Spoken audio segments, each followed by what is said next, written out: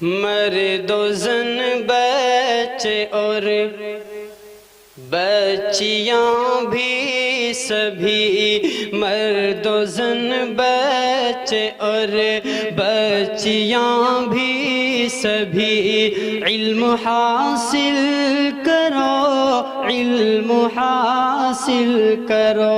जी बहुत अच्छे। मर्दो ज़न बच्चे और बच्चियाँ भी सभी, इल्म हासिल करो, इल्म हासिल करो। यही फरमान रब, यही कौले नबी, यही फरमान रब, यही कौले नबी। इल्म हासिल करो, इल्म हासिल करो। जिंदगी की अंधेरों भरी राह में, आह में वाह में और हर चाह में, जिंदगी की अंधेरों। ये थे जनाब ताबिश रिहान साहब, जो बहुत ही अच्छे अंदाज और लहजे में और खूबसूरत आवाज के साथ अपने कलाम को पेश कर रहे थे। और माँ के जैसा कोई नहीं कलाम पेश कर रहे थे। यकीनन काबिल तारीफ कलाम था। और जब ये पानी के बारे में तज़किरा कर रहे थे तो मेरे जहन के अंदर भी वो वाक़िया आ रहा था जब हजरत इब्राहीम अलैहिस्सलातु वस्सलाम अपने बेटे इस्माइल और अपनी बीवी हाजरा को एक बयाबान जंगल में छोड़ करके चले गए थे। और वहाँ न कोई खाने के लिए चीज थी, न पीने के लिए पानी था। उसका नक्शा एक शायर ने यूं खींचा कि सफा व मरवा पर हर सू तलाशे आब में दौड़ी। यानी आपकी माँ हजरत हाजरा रज़ी अल्लाह ताला अन्हा, हजरत इस्माइल अलैहिस्सलातु वस्सलाम की वालिदा पानी की तलाश में चारों तरफ दौड़ी। सफा व मरवा पर हर सू तलाशे आब में दौड़ी, बुलंदो पस्त पर फिक्र से नायाब में दौड़ी। कभी इस सिमत जाती थी, कभी उस सिमत जाती थी, ख्याल आता था बच्चे का तो फौरन लौट आती थी। सफा व मरवा पर हर सू तलाशे आब में दौड़ी, बुलंदो पस्त पर फिक्र से नायाब में दौड़ी। कभी इस सिमत जाती थी, कभी उस सिमत जाती थी, ख्याल आता था बच्चे का तो फौरन लौट आती थी। तड़पते देख कर बच्चे को बढ़ जाती थी बेताबी, टपक पड़ती थी अश्के यास से पानी की नायाबी। तड़पते देख कर बच्चे को बढ़ जाती थी बेताबी, टपक पड़ती थी अश्के यास से पानी की नायाबी। बहुत ढूंढा न कुछ आसार पानी के नजर आए, जिधर उठी नजर झुलसे हुए टीले नजर आए।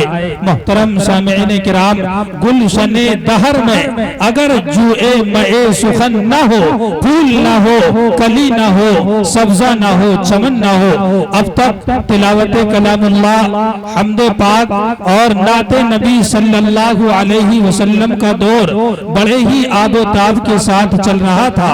चूंकि नाते नबी और हमदे पाक में बड़ा गहरा ताल्लुक और रब्त है, इसी तरह मुकर्रिर शायर में जो रब्त और ताल्लुक है वो भी बेनजीर और लाजवाब है।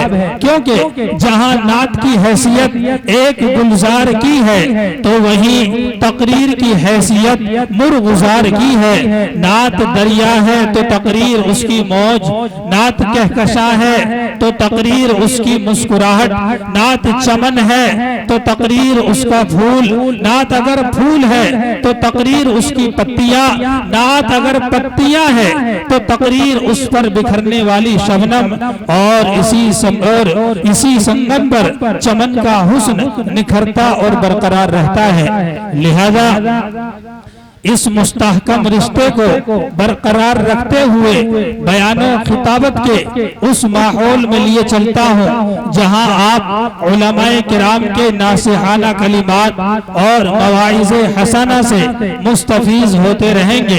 लिहाजा इसी अहम मकसद के तहत हामी कुरान, आलिम मानी व बयान, जुल इल्म वल इकान, आली जनाब, इज्जत मआब, माहिए शिर्क बिदअत, नमूनाए असलाफ हजरत मौलाना मोहम्मद यामीन साहब दामत बरकातुहुल आलिया मुबल्लिग दारुल उलूम देवबंद को इस शेर के साथ आवाज़े खिताब देना चाहता हूँ कि मेरी आंखों में आंसू देखो, इनकी तकरीर का जादू देखो, मेरी आंखों में आंसू देखो, इनकी तकरीर का जादू देखो, फर्श से अर्शे बरी तक है महक, इनके अल्फाज की खुशबू देखो। मैं निहायत ही अदब व एहतराम के साथ हजरत मौलाना मोहम्मद यामीन साहब दामत बरकातुहुल आलिया मुबल्लिग दारुल उलूम देवबंद को आवाज दे रहा हूँ कि वो तशरीफ लाएं और अपने खिताब से, अपनी तकरीर से और अपने ख्यालात से हम सब सामईन को महसूस फरमाएं। हजरत मौलाना मोहम्मद यामीन साहब। भाई आप हजरात जो कूलर के पास बैठे हुए हो, अल्हम्दुलिल्लाह नहमदुहु व नस्तईनुहु व नस्तगफिरुहु व नुमिनु बिही व नतवक्कलु अलैहि व नऊज़ु बिल्लाहि मिन शुरूरि अनफुसिना व मिन सय्यिआति अअमालिना मन यहदिहिल्लाहु फला मुज़िल्ल लहु व मन युज़लिलहु फला हादिय लहु वनशहदु अल्ला इलाहा इल्लल्लाहु वहदहु ला शरीका लहु ला ज़िद्द लहु वला निद्द लहु ला मिस्ल लहु वला मिसाल लहु वनशहदु अन्न सय्यदना व हबीबना व शफीअना व मौलाना व सनदना मुहम्मदन अब्दुहु व रसूलुहु सल्लल्लाहु अला खैरि खल्क़िही सय्यिदिना मुहम्मदिन व अला आलिही व अस्हाबिही व अज़वाजिही व ज़ुर्रिय्यातिही व बारक व सल्लम तस्लीमन कसीरन कसीरा। अम्मा बअदु फ़अऊज़ु बिल्लाहि मिनश शैतानिर रजीम। बिस्मिल्लाहिर्रहमानिर्रहीम। अम कुंतुम शुहदाअ इज़ हज़रा याक़ूबल मौत इज़ क़ाला लिबनीहि मा तअबुदून मिन बअदी क़ालू नअबुदु इलाहक व इलाह आबाइक इब्राहीम व इस्माईल व इसहाक़ इलाहन वाहिदा व नहनु लहु मुस्लिमून। सदक़ल्लाहुल अलियुल अज़ीम।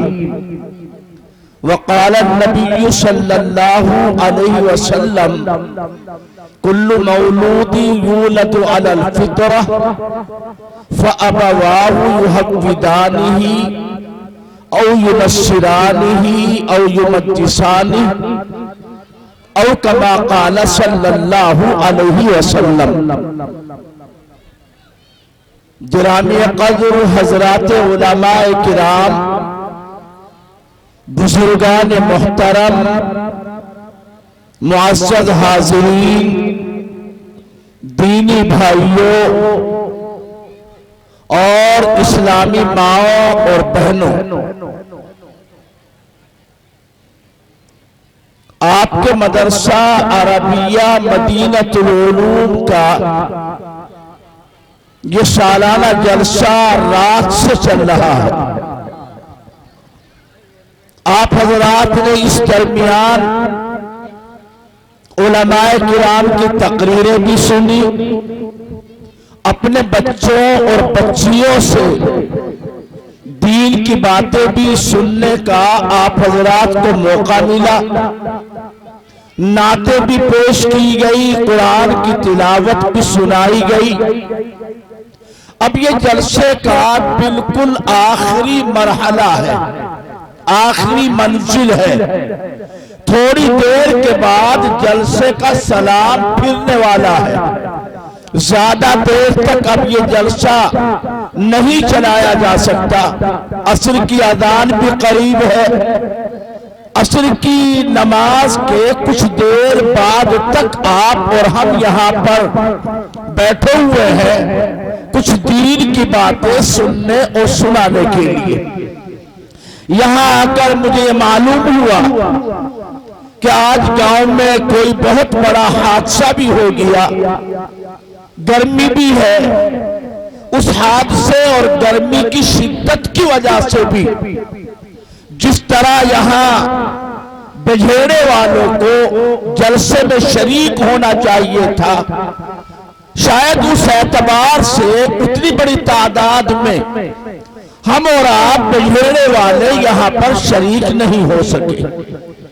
जो हादसा हुआ है, अल्लाह ताला उनके घर वालों को सब्र अता फरमाए, अल्लाह ताला हालात को अच्छा बनाए और जाने वालों की अल्लाह पाक मग़फ़िरत फरमाए। ये दुनिया है, इस दुनिया में इसी तरह के हालात, कभी खुशी तो कभी गमी, कभी खुशगवारी तो कभी परेशानी, नरम गरम हालात चलते रहते हैं। एक हालत के ऊपर दुनिया कभी नहीं रही। ऐसा कभी भी नहीं हुआ कि दुनिया में खुशी है तो बस खुशी ही खुशी रहे, गम है तो गम ही गम रहे, जो अमीर है अमीर ही अमीर रहे। नहीं, यहां तो हालात अदलते बदलते रहते हैं। यहाँ के तो रात दिन भी बराबर नहीं। यहाँ का तो निकलने वाला चांद भी हमेशा एक हालत पर नहीं। पहली रात का चांद बिल्कुल लकीर सी, कतार सी, दूसरी रात का चांद कुछ बड़ा, फिर और बड़ा, फिर और बड़ा, 14वीं रात का चांद मुकम्मल चांद। उसके बाद घटना शुरू हो जाता है। धीरे धीरे घटता घटता महीने के आखिर में यहां पर पहुंच जाता है कि दिखाई भी नहीं देता। तो दुनिया ही नाम इस चीज का है कि वहां पर किसी भी चीज को करार नहीं। कभी बचपना है, कभी जवानी है, कभी बुढ़ापा है। बचपना हमेशा नहीं रहता, जवानी भी हमेशा नहीं रहती। कोई अपनी जवानी पर घमंड करे, अपनी जवानी की तरंग में रहे, अपनी जवानी में पाँव जमीन पर सीधे न रखे, अकड़ कर के चले, उसको याद रखना चाहिए कि नहीं, ये जवानी का घमंड भी टूटने वाला है, ये जवानी की तरंग भी खत्म होने वाली है, इस ताकत को भी ब्रेक लगने वाला है, यह तनोमंद आदमी ये भी झुकने वाला है। हाँ, जन्नत ऐसी चीज है, ऐसी जगह है जहां पर हर चीज अपनी हालत पर रहेगी। जन्नत में सारे लोग जवान ही जवान रहेंगे, वहां कोई बूढ़ा होगा ही नहीं। जन्नत में जो जाएगा जवानी की हालत में जाएगा। हुजूर पाक सल्लल्लाहु अलैहि वसल्लम की खिदमत में एक मर्तबा एक खातून आई, मुअम्मर खातून, जरा उम्र ज्यादा थी, बुढ़ापे की उम्र को पहुंची हुई थी। अल्लाह के पैगंबर सल्लल्लाहु अलैहि वसल्लम कभी कुछ ऐसी बात भी फरमा लेते थे जिसको हम कहते हैं मिजाह, हंसी मजाक नहीं, ठट्टा खिलवाड़ नहीं, बल्कि ज़राफ़त के अंदाज में ऐसी बात फरमाते थे कि सामने वाला खुश भी हो जाए, जिसको हम कह सकते हैं अपनी ज़बान में थोड़ी बहुत अल्लाह के रसूल सल्लल्लाहु अलैहि वसल्लम अपने साथियों से, अपने सहाबा से दिल लगी फरमा लिया करते थे, ताकि उनको वहशत ना हो, उनसियत हो जाए। वो अल्लाह की बंदी आई और आने के बाद में हुजूर से फरमाया कि अल्लाह के पैगंबर, मेरे लिए दुआ कर दीजिए कि मैं भी जन्नत में चली जाऊं। अल्लाह के पैगंबर सल्लल्लाहु अलैहि वसल्लम ने दिल लगी फरमाते हुए कहा, भाई बुढ़िया तो जन्नत में जाएगी नहीं। बेचारी का दिल टूट गया, रोने धोने लगी। आपने फरमाया अल्लाह की बंदी रोने क्यों लगी?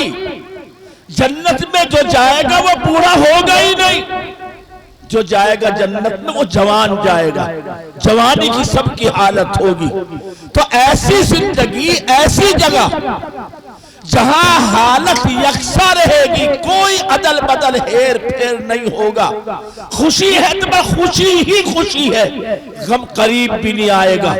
मजा है तो मजा ही मजा है, बदमज़गी करीब नहीं आएगी। जवानी है तो बस जवानी है, बुढ़ापा दहलीज के दरवाजे पे भी नहीं आएगा। ऐसी जिंदगी तो होगी भाई जन्नत की जिंदगी। दुनिया में तो हालात अदलते बदलते रहते हैं। यहाँ तो कभी गर्मी, कभी सर्दी, कभी बरसात, यही जिंदगी है, इसी का नाम दुनिया है। अल्लाह ताला हर एक को अच्छी जिंदगी नसीब फरमाए, खुशी की जिंदगी अता फरमाए, परेशानियों से अल्लाह ताला सबकी हिफाजत फरमाए। बातें आपसे क्या की जाए? अगर आज हम अपने मुआशरे को देखते हैं, अपने रहन सहन को देखते हैं, यानी मुसलमानों का रहन सहन, मुसलमानों की जिंदगी, मुसलमानों के मामलात, मुसलमानों की बोलचाल, मुसलमानों का रहना सहना, दीन इस्लाम में जो मुसलमान कहलाता है, अल्लाह और अल्लाह के रसूल सल्लल्लाहु अलैहि वसल्लम ने ऐसे मुसलमान को पसंद किया है जो वाकई कुरान और हदीस की रोशनी में मुकम्मल तरीके पर मुसलमान दिखाई देता हो, मुसलमान नजर आता हो। चेहरे से लेकर दिल तक, गरीबी से लेकर अमीरी तक, घर से लेकर बैठक तक, मस्जिद से लेकर मदरसे तक, हर मौके पर वो जहां जाए मुसलमानी नजर आए। जलसे में आ गए तो लग रहा है कि मुसलमान बैठे हुए हैं, मस्जिद में आ गए तो लगता है अल्लाह के बंदे मस्जिद में हैं, ईमान वाले हैं। लेकिन अगर बारात लेकर शादी के मौके पर कहीं पहुंच गए, अब मुसलमानी दूर तक ढूंढो, ढूंढे से भी नहीं दिखाई देती। अच्छे अच्छे बहकते हुए डिगमिगाते हुए नजर आते हैं। शादी के मौके पर मुसलमानियत दूर दूर तक दिखाई नहीं देती। डीजे भी है, नाचकूद भी है, रस्म रिवाज भी है, पटाखे आतिशबाजी भी है, तरह तरह के हंगामे भी है, हया बेहयाई भी है, बेपर्दगी भी है, मर्दों औरतों का आपस में इख्तिलात भी है। और अगर कोई दो पैसे वाला है, उसके तो जमीन पर पांव टिकते हुए दिखाई नहीं देते, वो तो पजामे से बिल्कुल उस दिन बाहर नजर आता है, अपना हर अरमान पूरा करना चाहता है। आजकल सूरत हाल इतनी ज्यादा अफसोसनाक है, हम मुसलमानों की, कुरान के मानने वालों की, नबी का नाम लेने वालों की, हदीस का दर्स सुनने वालों की, जो मुसलमान कहलाते हैं, कि आज उनकी बिया शादियों में शादी खानों के दरवाजों पर बाकायदा किराए की लड़कियां खड़ी होती हैं, जो आने वालों का फूल की पत्तियां उनके सर पर डालकर इस्तकबाल करती हैं, स्वागत करती हैं। हमारी मुसलमानी का हाल, हम किसी से कोई चीज लेने बेईमानी कर बैठते। हमने मामला कुछ किया, अगला हिस्सा नहीं पिछला हिस्सा हमने जमीन का खरीदा, मगर कब्जा फ्रंट हिस्से पर करने के लिए पूरी तैयारी कर लेते हैं। तय हुआ था पिछला हिस्सा, मगर नहीं, मैं तो अगला फ्रंट का हिस्सा लूंगा चूंकि वो कीमती है। बेईमानी की भी इंतहा होती है, मामलात में सफाई नहीं, अखलाक का तो जनाजा हमारे समाज से निकल चुका है। अखलाक नाम की चीज हालांकि अल्लाह के पैगंबर हमारे आका सरकार दो आलम सल्लल्लाहु अलैहि वसल्लम आपने इरशाद फरमाया कि मैं दुनिया में इसलिए आया हूं ताकि तुम्हें करीमाना अखलाक से मुज़य्यन कर दूं। इन्नमा बुइस्तु लिउतम्मिमा मकारिमल अखलाक। दीन इस्लाम जो फैला है, दीन इस्लाम से जो लोग करीब हुए हैं, मुसलमानों के अखलाक को देखकर वो पड़ोसियों के साथ अच्छा सलूक करता है, वो बड़ों का एहतराम करता है, वो गालियां नहीं बकता है, वो किसी की गीबत नहीं करता है, वो शोर शराबा नहीं करता है, वो किसी में कीड़े नहीं ढूंढता है, हर एक की इज्जत करता है, हर एक का एहतराम करता है, बड़ों के सर पर शफकत का हाथ रखता है, पड़ोसियों के साथ अच्छा सलूक करता है, माँ का अदब करता है, बाप की बात मानता है। यही तो इस्लाम सिखाता है। फरमाया नबी सल्लल्लाहु अलैहि वसल्लम ने, मल्लम यरहम सगीरना वलम युअक्किर कबीरना फलैसा मिन्ना। जो आदमी अपने बड़े की ताज़ीम न करे और जो आदमी अपने छोटों पर शफकत का हाथ न रखे, उसका हमसे कोई ताल्लुक नहीं, उसका हमसे कोई लेना देना नहीं। अरे बड़े तो दूर गए, आज का तो बेटा बाप से आंखें निकाल के बात करता है, पेशानी पर सरबतें डाल के बात करता है। नाते तो सुन लेते हैं। अभी ताबिश रिहान साहब माँ के ताल्लुक से बता रहे थे, यकीनन खुश होकर के आप इनामात से भी उनको नवाज रहे थे, लेकिन सच्ची बताओ, माँ का जो दर्जा है, माँ का जो औलाद पर हक है, माँ की जो खिदमत करनी चाहिए, हम में से कौन है ऐसा जो वाकई तौर पर माँ की खिदमत अदा कर रहा है, बाप का एहतराम कर रहा है? सूरत हाल बहुत ज्यादा तशवीशनाक है। आज जो भी हालात पेश आ रहे हैं, हम पर जो आफतों के पहाड़ टूट रहे हैं, हर तरह जुल्म की लाठी से हमको हाका जा रहा है, तरह तरह से हम पर हमले किए जा रहे हैं, ये दरअसल हमारी अपनी करतूतों का अंजाम है। अल्लाह पाक ने जिस तरह पहले कभी पंचायत होती थी और पंचायतों में मुजरिम के सर पर जूते लगाने के लिए भंगी को तय किया जाता था कि ये भंगी इसको 5 जूते लगाएगा। अब तो पंचायतें होती नहीं, अब तो किसी में हिम्मत भी नहीं है किसी के सिलसिले में फैसला करने की, फैसला सुनाने की। अब से 50, 60, 70 साल पहले गांव में अगर कोई आदमी बुरा काम करता, समाज के एतबार से बुराई का काम करता, गांव वालों की पंचायत हो जाती, जिम्मेदार सर जोड़ करके बैठ जाते और उस मुजरिम को करारे वाकई सजा देते थे, उस पर जूते बरसाते थे, जुर्माना लगाते थे, गांव बदर कर देते थे, जिला बदर कर देते थे। हिम्मत नहीं थी किसी की सांस मारने की। लेकिन आज तो गैर तो क्या, बाप भी अपने बेटे को डांट नहीं सकता। और सबसे ज्यादा बेड़ा गर्क किया है मोबाइल ने। मोबाइल ने घर में घुसकर के जो डाका डाला है, पैसों का डाका नहीं, इज्जत का डाका, बच्चियों की आबरू का डाका। आज मोबाइल की नहूसत की वजह से कितने घर बर्बाद, कितनी बच्चियों की आबरू लुट गई, कितने घर बर्बाद और वीरान हो गए। इस मोबाइल की नहूसत की वजह से आज हमारी बच्चियां, हमारा घर, हमारी अपनी इज्जतें महफूज नहीं रही। इसने बेड़ा गर्क कर दिया है, लेकिन हमें इन चीजों का शायद एहसास नहीं।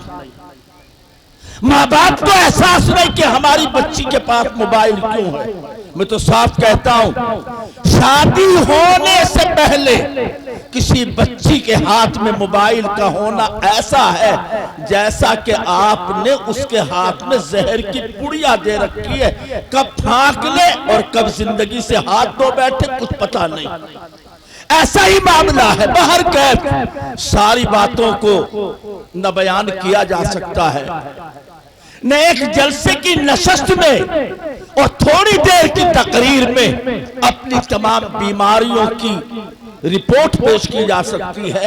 बस इतना जरूर कहा जा सकता है, तन हम दाग दाग शुद्ध कुंबा कुजा कुजा नहम, हम सर से लेकर पांव तक थोड़े फुंसियों में लथपथ हैं। कोई एक जगह होती तो मरहम रखा जाता, हमारा तो आवा का आवा खराब है।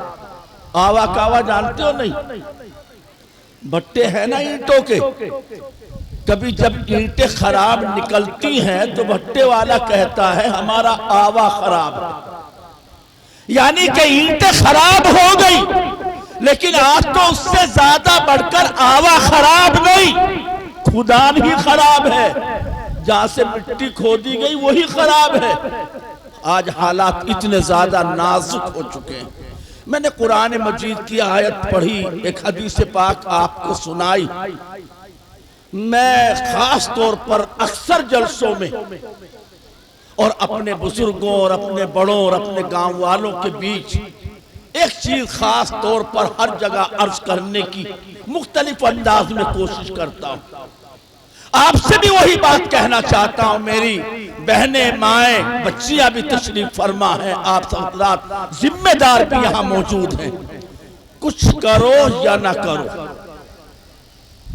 लेकिन एक काम करने का अहद करो, एक काम करने का मंसूबा बनाओ, एक काम करने का पक्का नक्शा मुरतब करो। वो क्या है कि हमारी जो ये आने वाली नस्ल है, हमारे जो बच्चे और बच्चियां हैं, ये कल का हमारा आने वाला समाज है। यही बच्चे बच्चियां हमारा आने वाला मुस्तकबिल है। यही बच्चे और बच्चियां हमारी कल की तरक्की का सीना है। कल इन्हीं बच्चों और बच्चियों से एक समाज बनेगा, एक गांव बनेगा, एक मुआशरा बनेगा, एक दुनिया बनेगी। अगर आज आप इन बच्चों और बच्चियों को संभालने का, इनको संवारने का, इनको सही रास्ते पर डालने का फैसला कर ले, हमारी आपकी तो जैसी तैसी गुजरनी थी गुजर गई। आने वाली हमारी नस्लों की जिंदगी अच्छी गुजर जाए। सबसे ज्यादा तवज्जो अपने खेत से ज्यादा, अपनी दुकान से ज्यादा, अपने कारोबार से ज्यादा, अपने मकान को बढ़िया बनाने से ज्यादा तवज्जो करो अपनी औलाद को बढ़िया बनाने में, अपनी आने वाली नस्लों को संवारने में। हमारी नस्लों के लिए कैसे इनको संवारा जाएगा, क्या चाहिए? इनको संवारने के लिए दो चीजें चाहिए। इनको अच्छा इंसान बनाने के लिए दो चीजों की जरूरत है। एक जरूरत है तालीम की और एक जरूरत है तरबियत की। खाली तालीम याफ्ता बना देना काफी नहीं है। आलिम बन गए, हाफिज बन गए, कारी बन गए, एमबीबीएस डॉक्टर बन गए, इंजीनियर बन गए, एमए कर लिया, बीए कर लिया, बीएड कर लिया, एमबीए बीबीए कर लिया, एमसीए कर लिया, तो तालीम की डिग्री तो ले ली, लेकिन अगर तरबियत नहीं हुई सब बेकार। तरबियत सबसे ज्यादा अहम चीज है। तरबियत किसे कहते हैं? मैं सीधे लफ्जों में बताऊं, आप लोग तो किसान हैं, खेती बाड़ी करने वाले हैं, काश्तकार हैं। गन्ना बोने से पहले, गेहूं बोने से पहले, गेहूं का दाना खेत में बिखेरने से पहले खेत को तैयार करते कि नहीं करते? पहले खेत को तैयार किया जाता है, हीरो चलाई जाती है, टीलर चलाया जाता है, रूटनी चलाई जाती है, मिट्टी को बारीक किया जाता है, उसका धान बनाया जाता है, सूखा हो तो नमी पैदा की जाती है, पानी दिया जाता है, तभी तो गन्ने की कांची डालेंगे तो वो फूट करके अखवा निकालेगी। अगर सूखी मिट्टी में गन्ने की कांची डाल दी तो सच्ची बताओ अखवा निकलेगा? वो जो आपने कांची डाली है उसमें से फूट कर बाहर पौधा आएगा? नहीं आएगा। वो कांची सूख जाएगी। मिट्टी में नमी होनी चाहिए, मिट्टी जमीन ऐसी होनी चाहिए कि आपके डाले हुए बीज को वो जमीन कबूल कर ले और उस जमीन में ऐसी सलाहियत हो कि वो जमीन इस दाने को फुलाकर इसमें से अखवा यानी सुई निकाल सके। ये काम हर जमींदार, हर काश्तकार करता है और इसी का नाम तरबियत है। बीज डालने से पहले जमीन तैयार करो। मसला बड़ा बारीक है, टेढ़ा सा भी है। ये कहां से शुरू होती है तरबियत बताना चाहता हूं। एक बच्चे की उगने वाली जमीन उसकी मां होती है। बच्चे की पैदाइश का सिलसिला, उसके लिए जो जमीन के मानिद है जो चीज, वो मां की कोख है, मां का पेट है। फुकाहा ने एक बात लिखी है कि जिस दिन एक लड़का, गौर से सुनना मेरी बात, जिस दिन एक लड़का या उस लड़के का बाप अपने लड़के की किसी लड़की से शादी करने का इरादा करे तो इस बात की छानबीन कर ले कि कल को आने वाली जो हमारी बहू बनेगी, बेटे की बीवी बनेगी, उससे जो बच्चे वजूद में आएंगे, मां बनेगी, तो वो बच्चे उसको अपनी मां बताने में कोई आर, कोई गैरत महसूस न करे, ऐसी लड़की को तलाश किया जाए। क्या आज हम ये सोचते, ये देखते, इसकी छानबीन करते? आज लड़के की शादी करने के लिए, कल तक तो इतना था कम से कम खानदान की पड़त की जाती थी, खानदान को तलाश किया जाता था। माँ कहाँ की, बाप कहाँ का, खानदान कहाँ का, नानी कहाँ की। लेकिन आज ये सब कुछ नहीं देखा जाता। आज देखा जाता है गाड़ी कौन सी देने की इसमें हिम्मत है।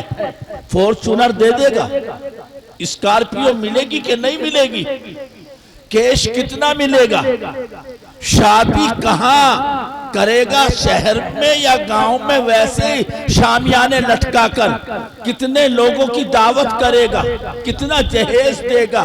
लड़की वड़की को कोई नहीं देखता।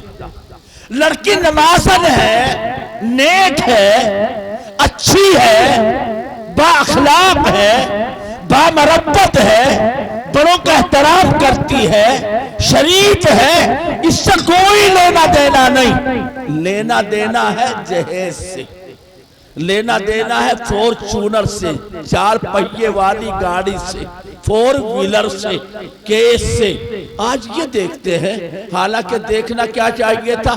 हजरत फारूक आजम उमर इब्न खत्ताब रज़ी अल्लाह ताला अन्हु जब खलीफा थे, अमीरुल मोमिनीन थे, तो रातों को उठकर मदीने में गश्त लगाया करते थे, चक्कर लगाया करते थे, गलियों में फिरते थे। कहीं ऐसा तो नहीं कि मेरे जमाने खिलाफत में कोई आदमी परेशानी की, फाके की जिंदगी गुजार रहा हो। ऐसे ही एक मर्तबा मदीने की गली में फिर रहे थे, गश्त कर रहे थे, तो एक घर से आवाज सुनी फारूक आजम ने, उमर इब्न खत्ताब रज़ी अल्लाह अन्हु ने आवाज ये सुनी कि एक माँ अपनी बेटी से यूं कह रही थी कि बेटी इस दूध में थोड़ा सा पानी मिला दे। बेटी ने जवाब दिया, अल्लाह की बंदी, अल्लाह से डर। और देखो अमीरुल मोमिनीन ने मना कर रखा है बेईमानी करने से। फारूक आजम ने माँ ने कहा यहाँ कौन सा अमीरुल मोमिनीन देख रहे हैं तुझे, डाल दे पानी, किलो भर का 2-3 किलो हो जाएगा, ज्यादा पैसे हाथ में आएंगे। लड़की ने माँ से कहा अम्मा अगर अमीरुल मोमिनीन नहीं देख रहे तो अमीरुल मोमिनीन का रब तो देख रहा है।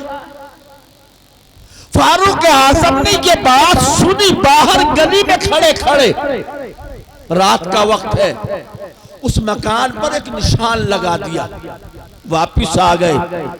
सुबह को अपना नुमाइंदा भेजा कि देखो फला महल्ले में एक मकान पर मैं निशान लगा के आया हूं, तुम पता निकाल के आओ उस घर में कौन रहता है। तहकीक करने वाले ने आकर के बताया कि अमीर मुमिनीन उस घर में बूढ़ी खातून है और उसकी बच्ची है। अच्छा, फारूक आजम ने सुनकर के उसके घर अपने लड़के का पैगाम भेज दिया कि मैं इस घर की बच्ची से अपने लड़के की शादी निकाह करना चाहता हूं। क्या चीज देखी भाई? माल देखा, जहेज देखा, गाड़ी देखी, कुछ नहीं देखा। सिर्फ कानों से ये सुना था कि बेटी माँ से कह रही थी कि मैं दूध में पानी नहीं मिलाऊंगी, अगर उमर यहाँ नहीं है तो उमर का रब तो देख रहा है। मालूम हुआ कि वो तकवे वाली है, अल्लाह से डरने वाली है, आखिरत का खौफ रखने वाली है, अल्लाह वाली है। इस बात को सुनकर पैगाम दे दिया अपने बेटे के लिए, शादी कर ली अपने बेटे से। इस निकाह की बरकत से आगे चलकर कौन पैदा हुआ भाई? हजरत उमर इब्ने अब्दुल अजीज इसी नस्ल से पैदा हुए जिनके जमाने हुकूमत में भेड़ और बकरी एक घाट पर एक साथ पानी पिया करते थे। इतना बड़ा इंसाफ था उनके जमाने में। हजरत उमर इब्ने अब्दुल अजीज, माँ अगर नेक होगी तो औलाद उस जमीन पर उगने वाली खेती, उगने वाली फसल, खेत में फसल उगती है, यहाँ की जमीन पर नस्ल उगती है। अगर फसल उगाने के लिए अच्छी जमीन चाहिए तो नस्ल उगाने के लिए कैसी जमीन चाहिए बजेड़े वालों? फसल उगाने के लिए तो अच्छी जमीन, और नस्ल उगाने के लिए 4 पहियों की तकरीर बाकी है अभी इंशाअल्लाह। मैं इंतजार कर रहा हूं कि मौलाना शकील साहब आ जाए तो उनकी मौजूदगी में फिर आपकी तकरीर सुनी जाए। आपकी तकरीर क्या है वो तो आप जानते नहीं जानते? जानते हैं, सब समझ रहे हैं माशाअल्लाह। बेझेड़े वाले समझेंगे तो कौन समझेगा? अच्छी तरह समझ रहे हैं आपकी तकरीर क्या है। तो खैर भैया, मैं तो ये कहना चाह रहा हूं अल्लाह के वास्ते, अल्लाह के लिए, यहां माशाअल्लाह बच्चियों को देख के तो बड़ा दिल खुश हो रहा है। ऐसा लग रहा है कि माशाअल्लाह बच्चियों के पढ़ाने का इनकी माओं को बड़ा शौक है, चाहती है कि हमारी बच्चियां मदरसे में तालीम हासिल करें, कुरान पढ़ें, आलिमा बने, दीन सीखे। लेकिन बच्चे कहाँ हैं? लड़के, उनका कहीं अता पता नहीं मिल रहा। लगता ही नहीं कोई ऐसा कि यहाँ इन बच्चों में कोई मदरसे वाला भी है। और ये यहाँ का नक्शा नहीं है, हर जगह का है करीब करीब। आज हमारे मदरसे सिर्फ इन बच्चियों से आबाद हैं। लड़के जो हैं हमारे, चाहे तो गलियों में गालियां बकते हैं, गरीब बाप की औलाद हैं तो 10-11 साल के बच्चे बाप के साथ मजदूरी पे जाते हैं। ये कोई अपना समझदार सा है तो अपने बच्चे को फीस देकर स्कूल भेजता है। मदरसे में बच्चों को पढ़ाना क्या करेंगे हाफिजे बनकर? अरे 5-4 हजार रुपये तनख्वाह मिलेगी, क्या इससे गुजारा हो रहा है? यानी कि अल्लाह राज़िक है इस पर। आज हमारा ईमान ढीला पड़ चुका है। हालांकि मैं एक बात कहता हूं, आज तक मैंने नहीं देखा कि कोई मौलवी धक्के खाता इसलिए फिर रहा हो कि उसे किसी मदरसे में कोई जगह पढ़ाने की या किसी मस्जिद में इमामत की कोई जगह न मिली, इसलिए धक्के खा रहा है, जगह नहीं। लेकिन सैकड़ों नहीं हजारों ऐसे स्कूल कॉलेजों के डिग्री होल्डर, एमए, बीए किए हुए हम आपको पकड़ पकड़ के दिखा देंगे, बेचारे धक्के खा रहे, कहीं 5,000 रुपये की प्राइवेट जॉब भी उन्हें मिलने वाली नहीं। अल्लाह का शुक्र है, दीन पढ़ने वाला, कुरान पढ़ने वाला, हाफिज बनने वाला, मौलवी कहलाने वाला, इफ्ता करने वाला, दीन से जुड़ने वाला, हमने न कोई धक्के खाते देखा, न बिजली का तार पकड़कर आत्महत्या करते देखा, न सुना, न किसी को ट्रेन की पटरी पर लेटकर खुदकुशी करते सुना। लेकिन दुनिया में स्कूल वाले, कॉलेज वाले धक्के खाते, जूतियां तोड़ते, चटकाते फिर रहे, कोई पूछने वाला नहीं। लेकिन आज हमने, ए बच्चों क्या कर रहे हो? देखो बेचारों में गर्मी इतनी है, बाहर भी गर्मी, इनमें भी गर्मी आ रही है, इन्हें इसके सामने बिठा दो, कूलर के सामने, ताकि इनकी गर्मी कुछ दूर हो जाए। यह है अंजाम, हमारी तरबियत न होने का अंजाम है ये। क्या आज हमारी अपने बच्चों की तरबियत नहीं? नमाज हो, जलसा हो, दीन की बातें हो, उन्हें अपनी मौज मस्तियों, लड़ाई झंझटों से फुर्सत नहीं मिलती। ए बच्चों, भैया इनको कोई बिठा दो।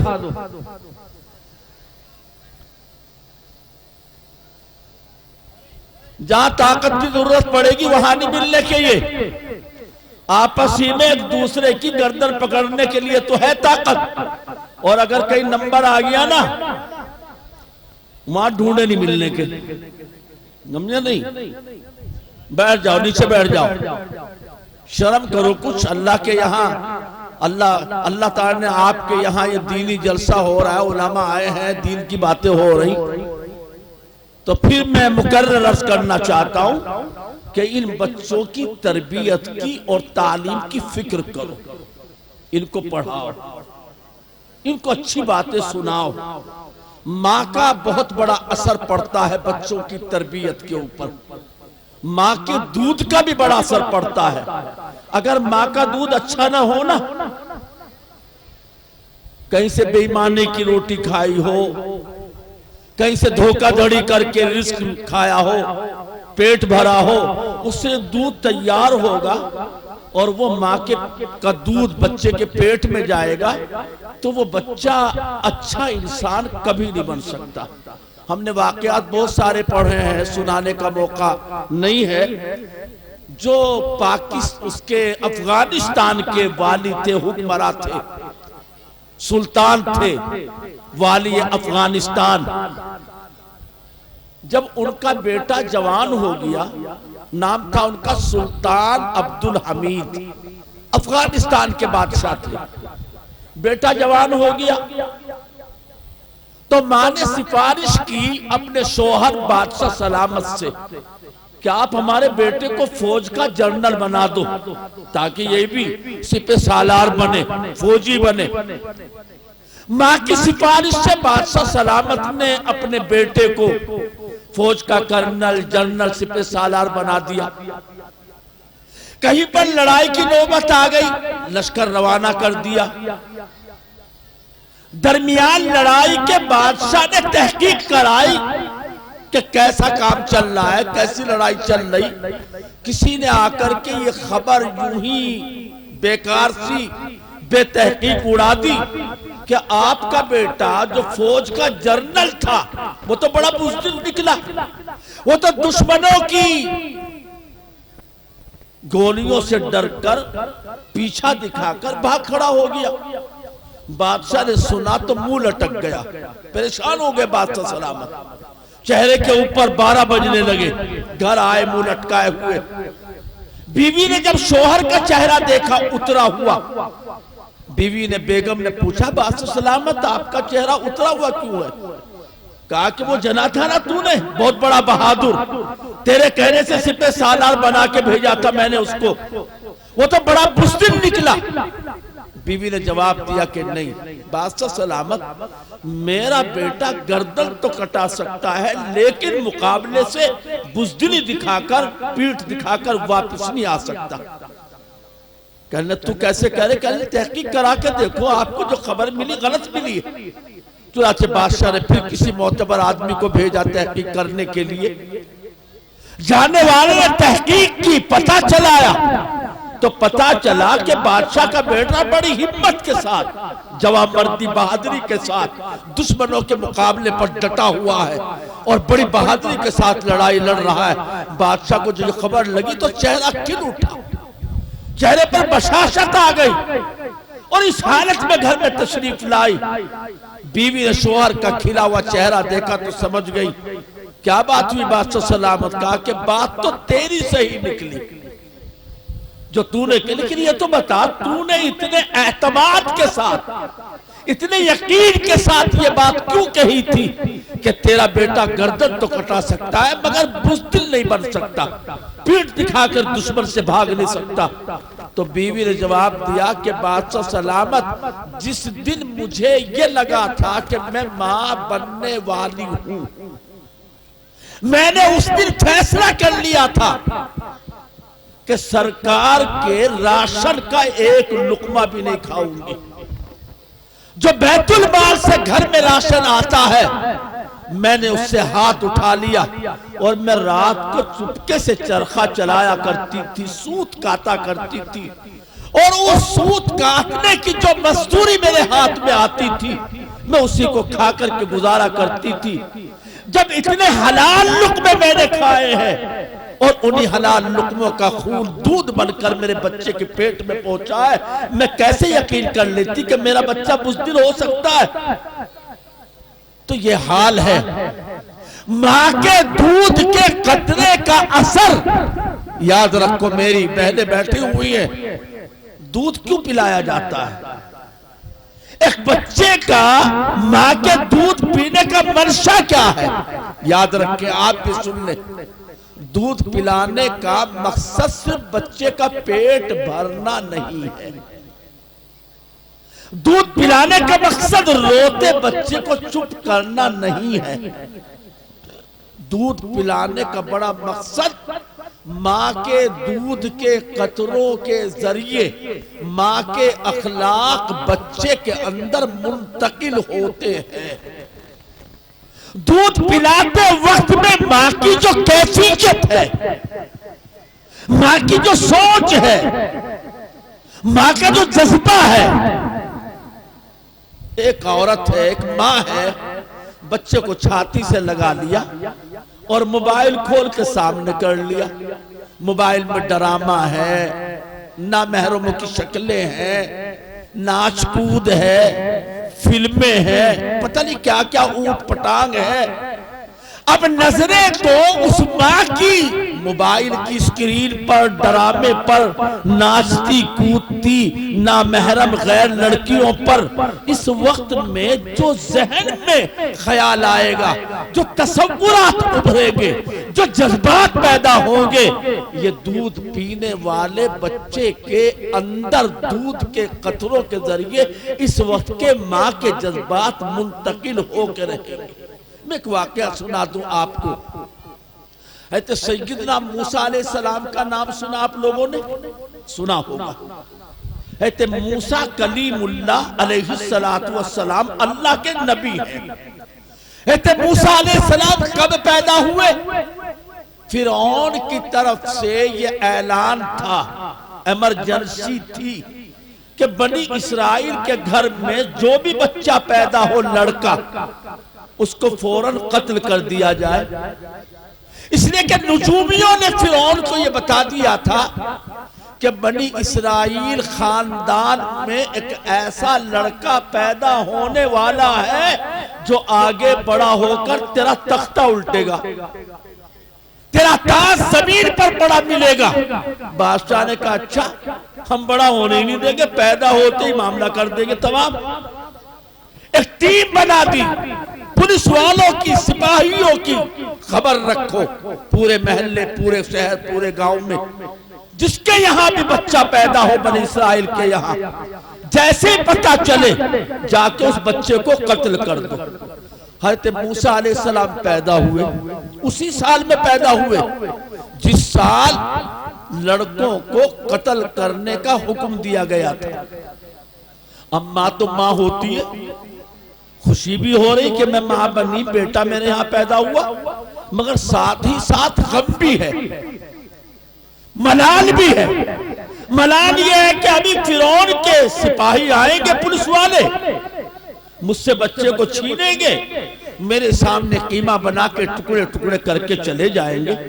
अल्लाह पाक ने हज़रत मूसा की माँ को तसल्ली दी, यूं फरमाया ला तखाफी वला तहज़नी, ऐ मूसा की माँ डरो मत, गम ना करो, इन्ना रादूहु इलैकी व जाइलूहु मिनल मुरसलीन, हम तेरे बेटे को तेरे पास लौटाएंगे और इसको तो हम अपना रसूल बनाएंगे। एक बात सुन लो ऐ मूसा की माँ, तुम एक संदूक बना के रखो, ताबूत, संदूक।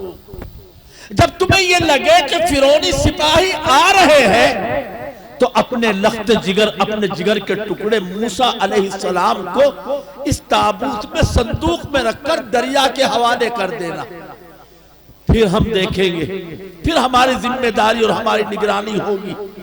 ऐसा ही हुआ कि हजरत मूसा अलैहिस्सलाम को उनकी माँ ने एक संदूक में रखा। कुरान में है अनिक़ज़ि फ़ीही फ़ी ताबूत फ़क़्दि फ़ीही फ़िल यम फ़लयुल्क़िहिल यम्मु बिस्साहिल याख़ुज़हु अदुव्वुन ली व अदुव्वुन लह। ये तैरता हुआ चला जाएगा संदूक ऐसी जगह कि इसको वो पकड़ लेंगे जो इसके भी दुश्मन, मेरे भी दुश्मन। संदूक को डाल दिया दरिया में, तैरता तैरता संदूक जा रहा है, फिर उनके महल के पास से गुजरा। ऊपर बाला खाने पर घर में काम करने वाली बांदियां, लड़कियां, कनीज़े, उनकी नजर पड़ी कोई संदूक जा रहा है। जाकर के फिरौन की बीवी हजरत आसिया से बतलाया, कहा कि निकाल के लाओ, निकाल के लाओ। वो संदूक निकाल के लाई। फिरौन के महल में, दरबार में संदूक खोला गया तो उससे तो खेलता कूदता नन्ना मुन्ना खूबसूरत सा बच्चा। दिल तो अल्लाह के इख्तियार में है, दिल तो अल्लाह के हाथ में है। अल्लाह पाक ने फिरौन की बीवी हजरत आसिया के दिल में इस बच्चे की मोहब्बत डाल दी। वल्क़ैतु अलैका महब्बतन मिन्नी।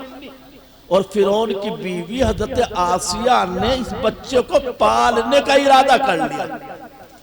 फिरौन के वहां कोई औलाद भी नहीं थी। कुरानी में लिखा औ नत्तखिज़हु वलदा, हम इस बच्चे को अपना बेटा बना करके पालेंगे। किसको पता, बच्चा बड़ा होगा तो हमारे तो कहलेगा, हमारी गोद में पलेगा, हमारे घर में पलेगा, हमारी निगरानी में रहेगा। अब जरूरत पड़ी इस बच्चे को दूध कौन पिलाए। फिरौन का दरबार है, एक ढूंढो हजार तैयार है। हर औरत ये चाहती है कि इस बच्चे को दूध पिलाने का मौका अगर मुझे मिल गया, मेरा तो मुकद्दर का सितारा चमक जाएगा, बहुत बड़ा इनाम मिलेगा, जोड़े मिलेंगे, वजीफा बन जाएगा, कल चलकर शहजादे की माँ कहलाऊंगी।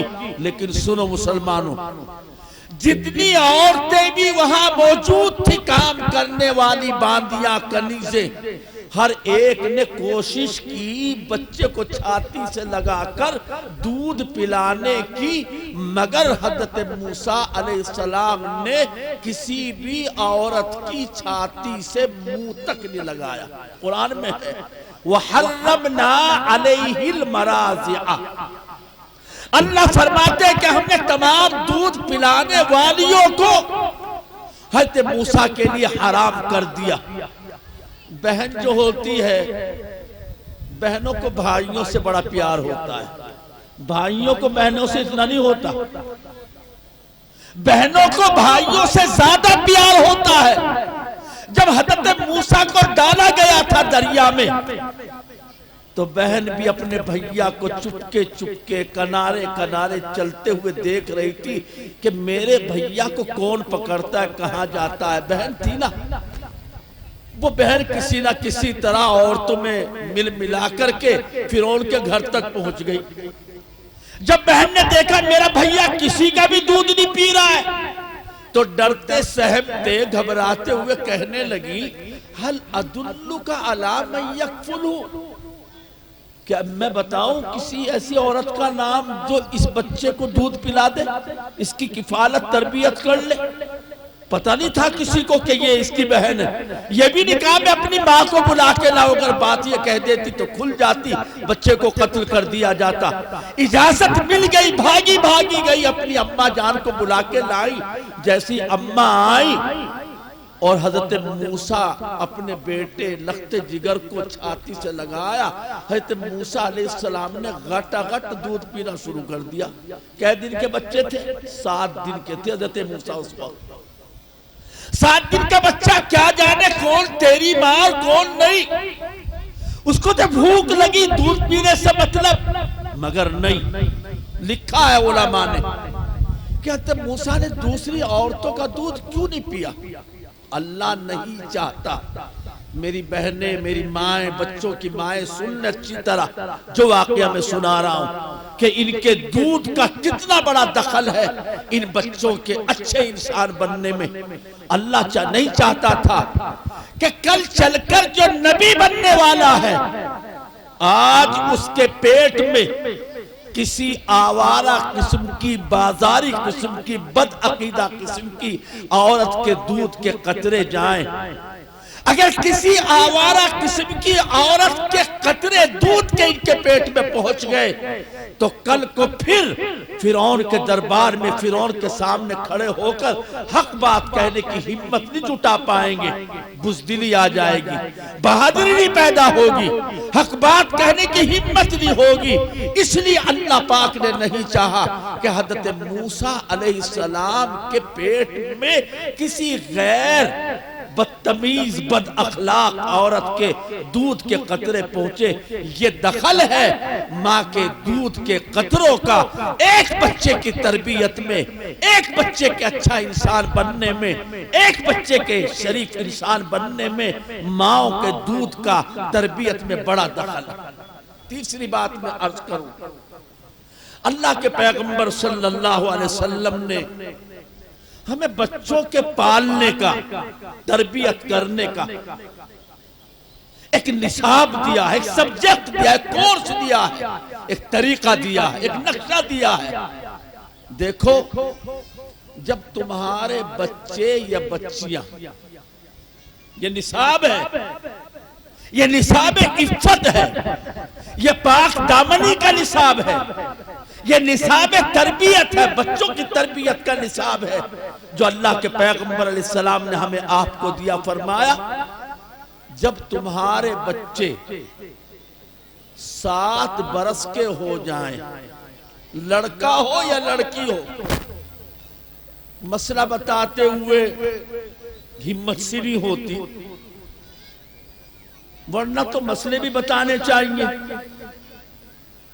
झिझक सी महसूस होती है। लेकिन एहतियात के साथ अर्ज करूं कि बच्चों की तरबियत में मां का किरदार, हर औरत का एक जमाना ऐसा आता है उसकी अपनी जिंदगी में कि उसके जिम्मे अल्लाह की तरफ से नमाजें भी माफ होती।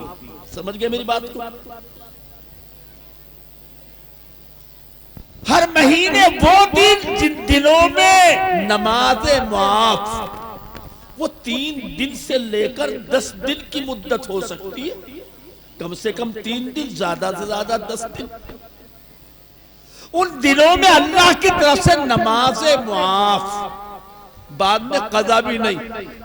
हाँ, अगर इस हालत में रोजे पड़ जाए तो रोजों की कज़ा है, नमाज की कज़ा नहीं। आप कहेंगे रोजे भी फर्ज, नमाज भी फर्ज, नमाज की कज़ा नहीं, रोजों की कज़ा क्यों? इसमें भी बड़ी हिकमत है।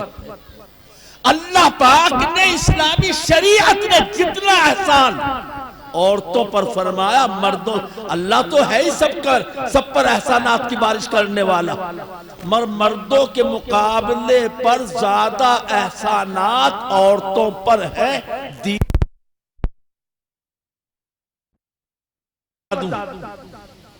दो तीन बातें सुन लो।